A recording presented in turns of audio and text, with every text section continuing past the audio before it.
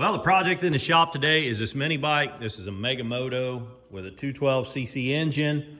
If you guys are looking for a mini bike, if you can find one of these old Mega Moto 212s, they're almost bulletproof. This is the best mini bike I've ever been around for a lot of reasons. Way better than that Coleman junk. So anyhow, what it's doing though is it's acting like it needs a carburetor rebuilt. So let me explain what it's doing.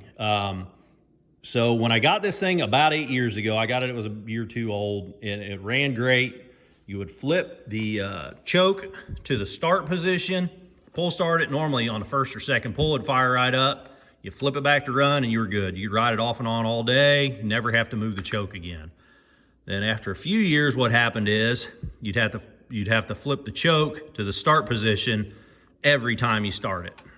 Well, and then what happened after that was, for maybe the last year or two, you flip it to the start position, start it, and then if you put it back into run, it wouldn't run right. You'd have to run it about half choke while you're riding it. And I knew that wasn't right. And then just recently, over the last few months, it won't run at all now. So you flip it to start it, it'll pull start, still starts up really well, but when you flip it to even half choke, it won't run. It wants to die. Unless you're playing with a throttle, constantly giving it throttle, it wants to die. So it's acting like carburetor's just built up with junk. Jets are getting clogged, and given the neglect that it receives, I don't drain that fuel tank ever. So it always has fuel sitting in it, and it will sit in here for, oh gosh, sometimes this thing will sit for 6 or 8 months and not get ridden. So the fact that it's made it this long is sort of remarkable.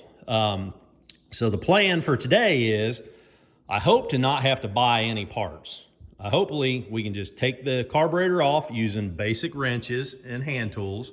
We're going to get the carburetor up on the bench, and then we'll use some carbon choke cleaner, maybe brake parts cleaner, and just basic tools, some screwdrivers, piece of wire to clean jets with, just stuff that hopefully everybody's got on hand.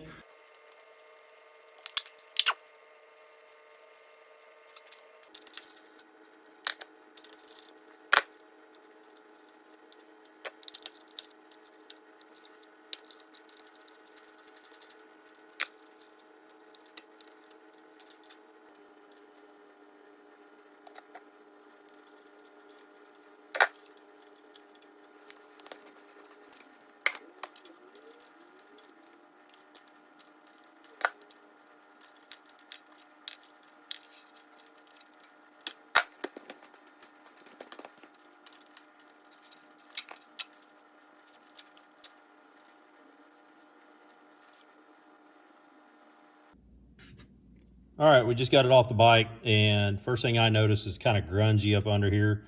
So before we go opening this thing up, I'm gonna wash it, and I'm just gonna wash it in some warm water with some Tide laundry powder.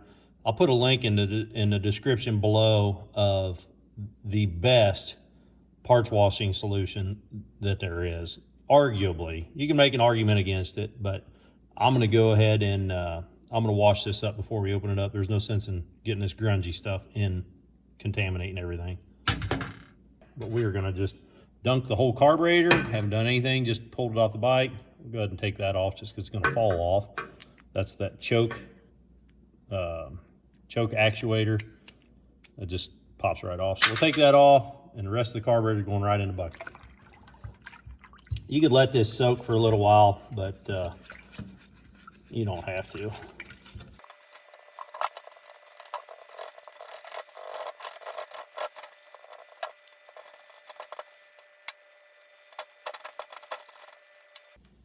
Okay, it's a lot better than it was, so we don't have all those contaminants to worry about. I'm gonna walk over to my shop air compressor, and I'm gonna blow off the biggest part of this moisture. All right, now it's clean and mostly dry, and we can take it apart and not get a bunch of dirt where we don't want it. Golly, that is way tighter than it should be. Just gonna wrap a rag around here, sort of protect that.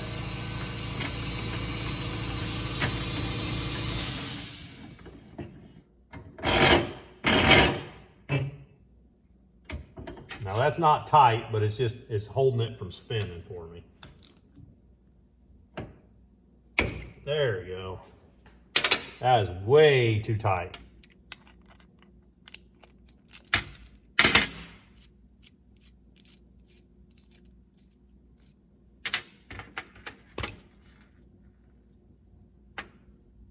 It's pretty clean. There is some junk down in there though. You can see that little chunk of something. Then we're looking, what we're looking at here. So for you guys that don't know, let me break this down.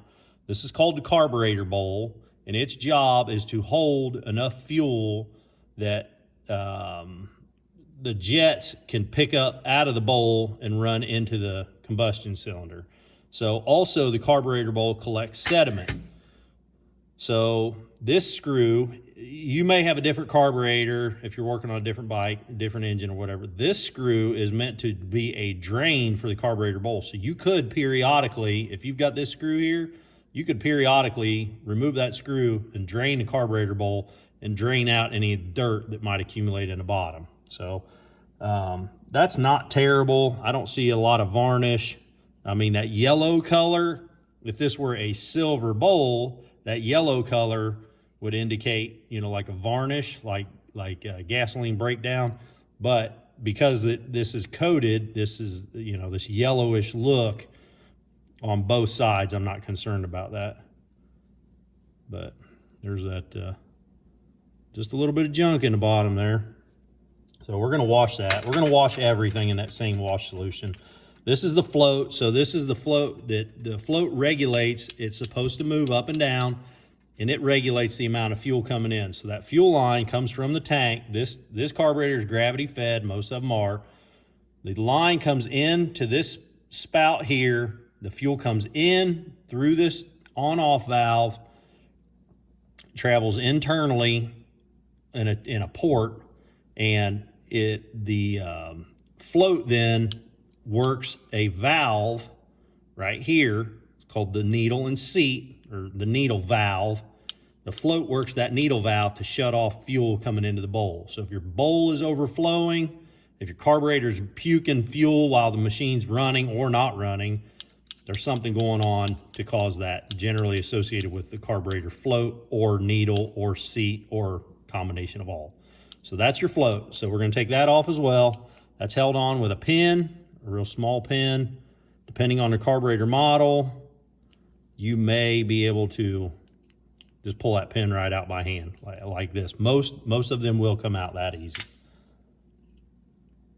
So then this float has that needle valve attached to it. So that needle valve is just sitting in the float.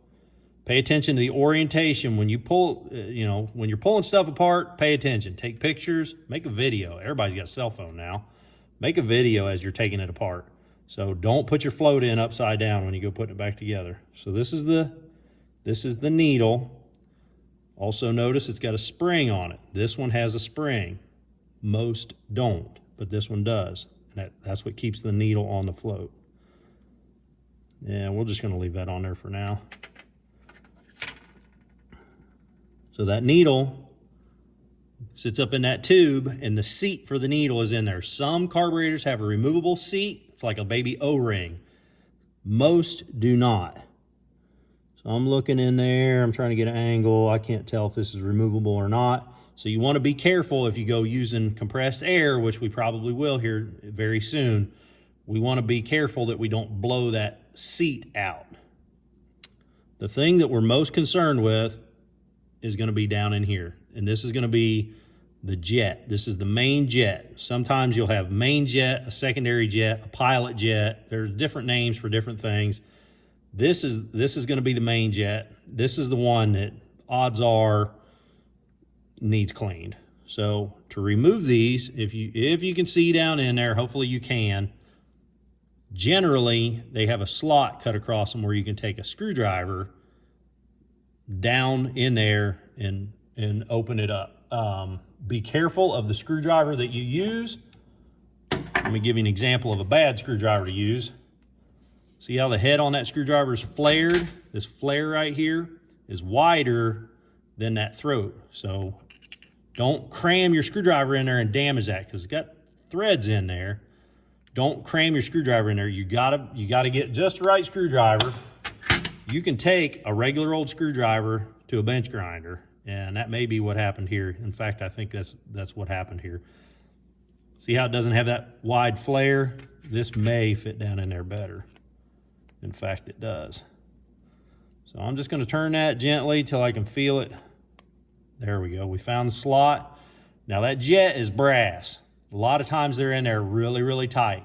You wanna make sure you've got good engagement with your screwdriver because you don't wanna break the head off that. You chip the slot top portion of the jet. You don't wanna damage those threads either.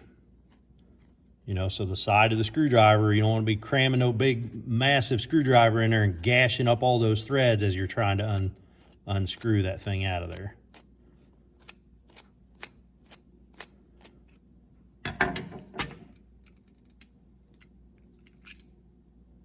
There we go. So they came out in more than one piece. This is a pretty typical emulsion tube. This is called emulsion tube. See how it's got all those little holes in it? Can you see that? Those are the little holes that odds are, we're gonna take a piece of wire, and odds are some of these holes are gummed up with old nasty gasoline varnish. This is probably our problem. So it looks like that has a hole down the center of it as well. It looks like it's open, but we're also gonna take a needle. You can take like a sewing needle or a piece of, if you get you an old wire brush or something, you could take a screw or a pair of pliers or side cutters and rip one of these wires out of here. That's about all you need. Just one little piece of wire, break it out of there, and you probably be good enough. I've got a couple little pieces of, odd little pieces of wire here that I keep just for this sort of stuff. We're gonna see if that'll fit down in it.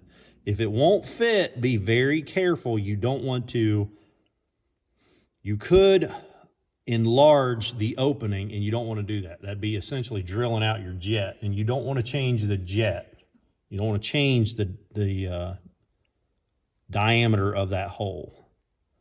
So we're just going to use this wire, and I'm poking it in and out of there. I'm up and down. I'm sort of working it up against the sidewall of that hole. So it's good that the wire went through, because if it didn't, the thing probably wouldn't run at all. So we're working that up and down. We're gonna set that off to the side. Now this again is called the emulsion tube. We're just gonna poke this wire through here. Do the same thing, in and out, sort of wiggle it around. You wanna catch all the edges of that hole. Depending on the emulsion tube, you may have a different pattern of holes, but normally they're drilled all the way through, so you can take a wire and poke all the way through.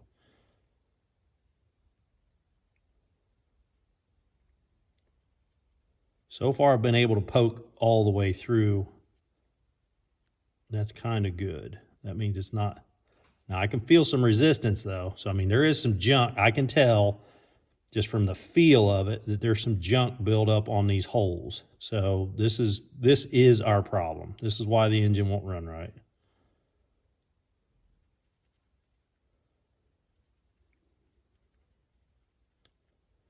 Don't get the idea that you're going to take some little rasp, or I have contemplated taking a set of oxyacetylene torch tip cleaners and doing this. Don't do that. You're going to take off material. You're going to enlarge the hole, and you really don't want to. Just use a wire or a needle, something with reasonably smooth sidewalls. Just in and out a bunch of times, and that's good enough.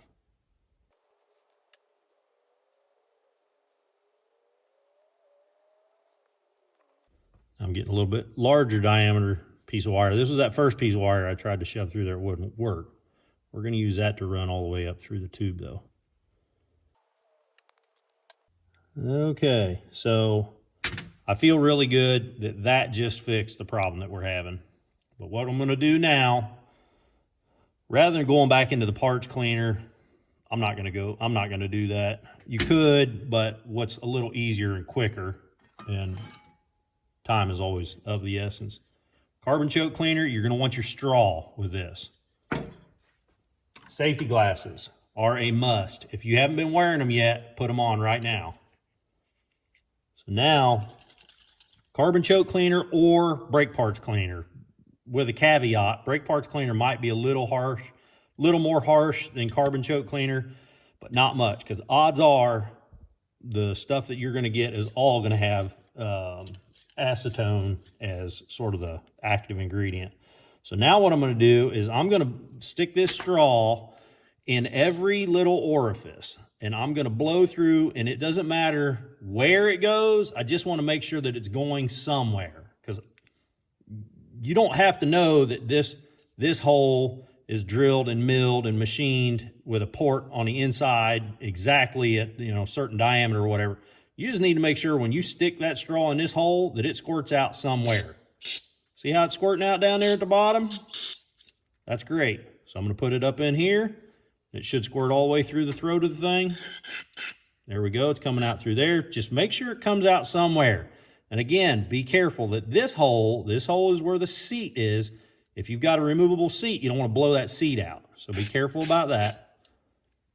But we know that fuel is going through the thing just fine. In fact, I think I've got probably shut off. We're just going to flush every hole.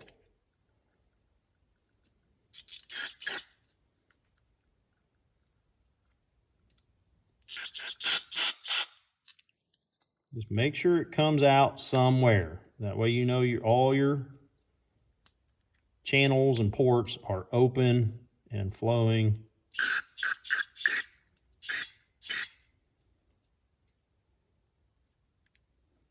That's pretty much it. This is a pretty simple one.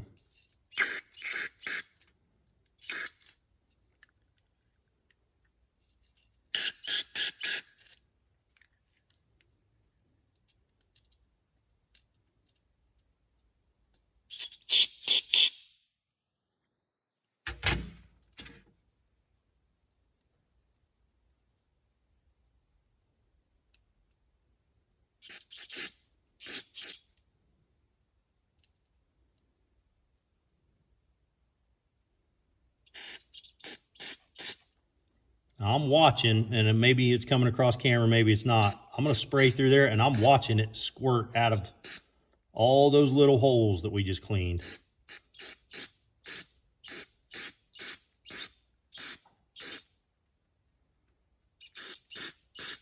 And then I'm looking at every one of them. Make sure it's squirting out. It looks good.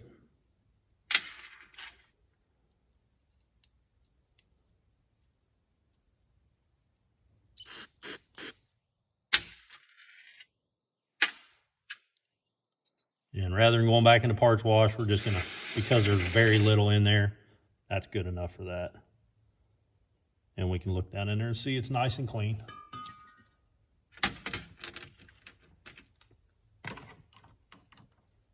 So now let's put this thing back together.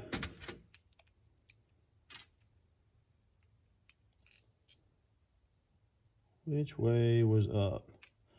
You know, that sort of fell out in my hand. So like I just told you before, make a video, you know, take pictures so you know how to put it back together right. I can't remember if that tube went in that way or that way, but it matters. So I'm going to go back and I'm going to watch this video I just made and see if I can see how that fell out of there, which direction it came out. I can only put my emulsion tube in one way, so that's good. Again, sort of saved me from myself because I had to put it in upside down.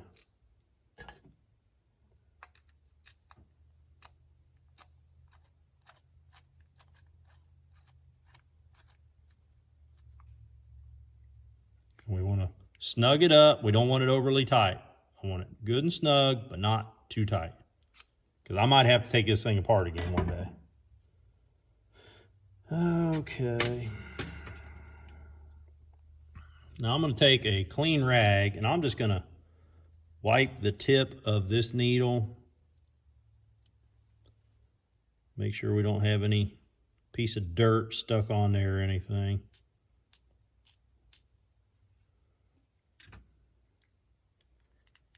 And we're going to set it back down in there.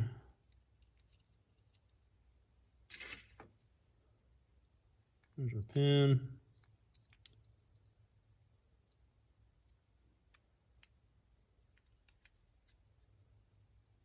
Don't force things. If you have to force them, you're probably doing it wrong.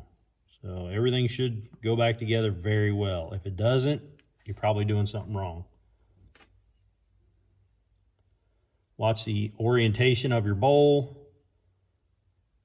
Some of them it matters, some of them it doesn't. It doesn't look like this one's going to matter.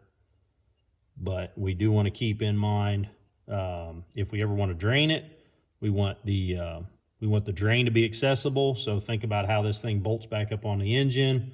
If you want to get to that drain, keep that sort of out this way. And I am reusing, of course, this O-ring. Probably should have examined that a little closer. It looks pretty good. I'm not gonna take it out of there if I don't have to, and I don't have to. You know what? I am gonna clean up this bowl a little better. This mating surface of this bowl.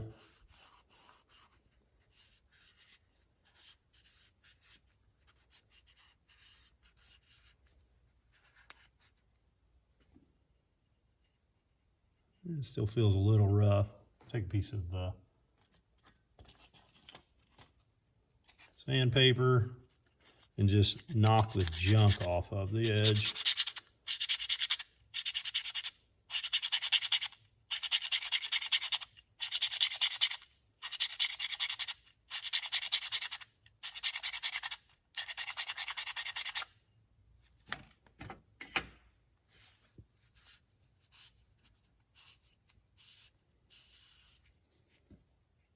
That's a lot better.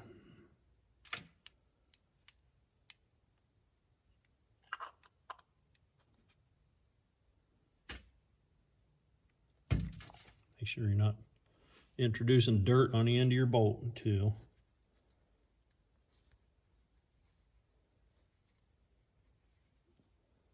Make sure you got your washer. There should be some sort of washer on this bolt as well.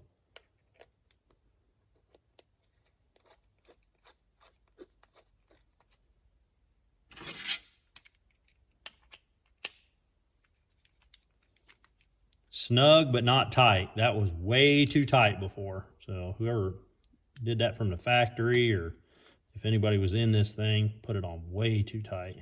Good and snug. Get to put our lever back on there. There we go. Ready to go back in the bike.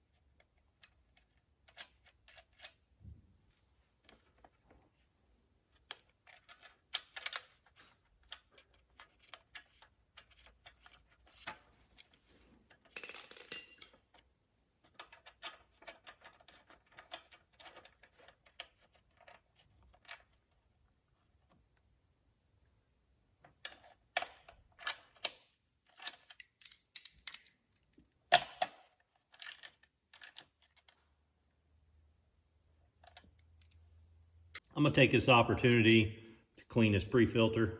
Looking pretty dirty. So these foam pre-filters can be washed. So I'm just gonna take this off of here. The filter underneath looks like it's in excellent shape, and normally they are. So I'm gonna take this in the house. I'm gonna wash it with dish liquid. It's not breaking apart, it's still pretty firm and sturdy. I'm gonna wash this up with dish liquid and warm soapy water. I'm gonna wring it into a paper towel, get it really, really dry, and then I'll show you what we do to re-oil it before installation. Okay, so I went in the house, I washed it with Dawn dish liquid and rinsed it really good, you know, nice and soapy and sudsy. It had a lot of junk in it. It's clean now. And to get it dry, I kind of squished most of the water out. This is how I do it. I'll take a paper towel and I'll lay them in a paper towel and sort of fold them up in the paper towel and then twist it up, sort of wring it. And that paper towel will absorb the water that's being squeezed out of that foam. Now, if your foam is old and crumbly, if you do this, you're just going to completely destroy it. You're going to have to go ahead and order a new one. But the foam pre-filter, they call it a pre-filter, it does all of the filtering. So back in the day, they used to just use foam filters on everything. You never had to hardly replace, well, you didn't have that paper cartridge to replace. So I don't know if they just started doing paper cartridges on everything just to make you buy a part, but these pre-filters, you keep these things clean, you will never have to replace your paper cartridge. So now that's dry. If you wanted to go overboard, you could leave it set out in the sun or just leave it set out on the counter. If you got a day or two, leave it set out and dry. That, I can feel it, it's good and dry. So we're good and dry. You can see I got a glove on now. I got gloves on both hands. I'm just gonna take, you can see how dusty and dirty this jug of oil is. This is some 5W30, whatever you got handy. Dribble a little bit on here. You have to do this. This is what makes these foam filters work. You have got to put a light coat of oil on this thing. That's how they work. They trap the dirt in the oil. So just sort of massage that around, open it up, flip it around, maybe flip it inside out. Make sure you get a good coating, a good light coating of oil all over this whole thing.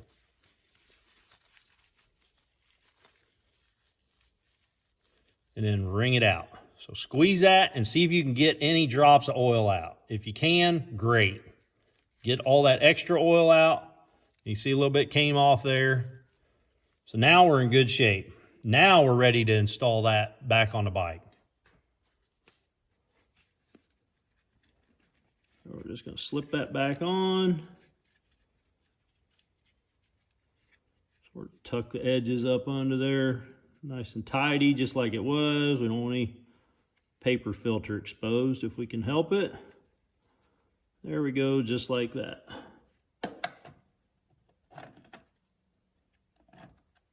It goes on like that. And before I forget again, I nearly forgot to tighten up that hose clamp on my fuel line. Let's see if I can still gain access to that here.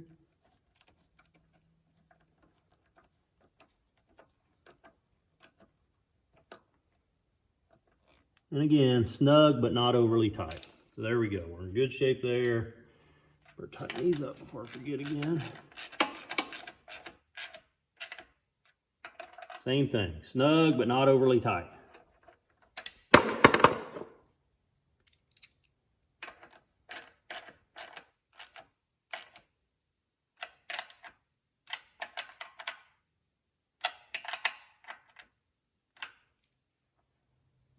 Let's turn that on.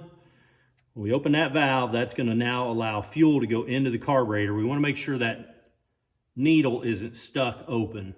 A lot of times when you take a carburetor apart, well, not a lot of times, but sometimes when you take a carburetor apart, you put that needle back in there and the needle and seat don't seat properly, and the float will get, it's trying to close that valve and it won't.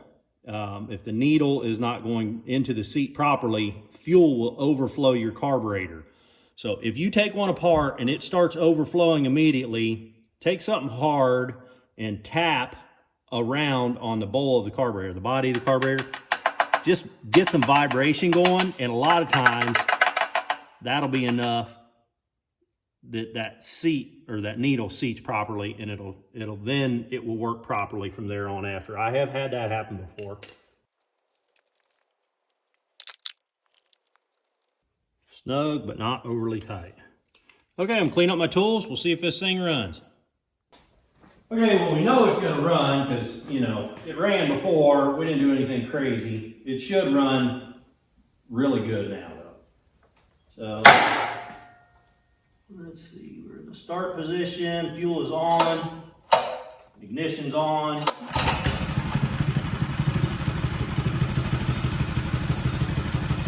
We'll let it warm up for just a second here.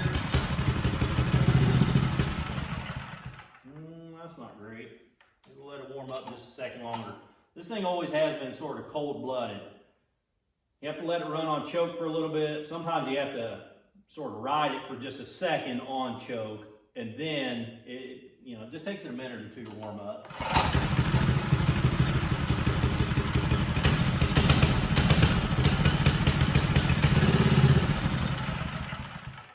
That's not great.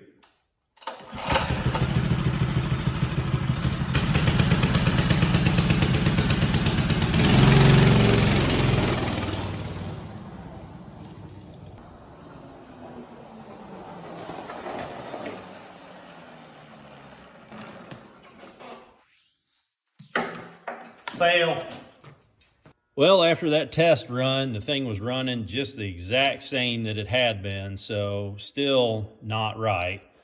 I tore the carburetor apart, cleaned it again, doing all the same things I just had done, put it back in the bike, and it still doing the same thing. So as of up to that point, I had torn it down, cleaned it twice, and put it back in, and it was still running very poorly.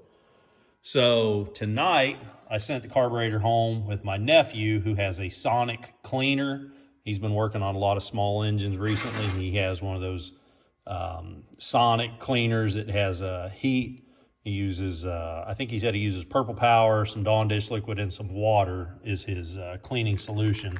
And you can see it change the color of the thing, and it really feels dry. It like pulled all the oil out of this thing. So hopefully there was just a piece of grit up inside it somewhere that I just could not get. You know, originally I really wanted to be able to, you know, show you guys how to clean a carburetor, you know, without using any specialty tools, but it just simply wouldn't work. So I'm going to go ahead and throw this thing back together. You've already seen me take it apart and put it together, so you know just exactly what I'm going to do. I'm going to put it all back together, stick it on the bike, and we're going to see if it'll run any better then. Well, hopefully third time's a charm.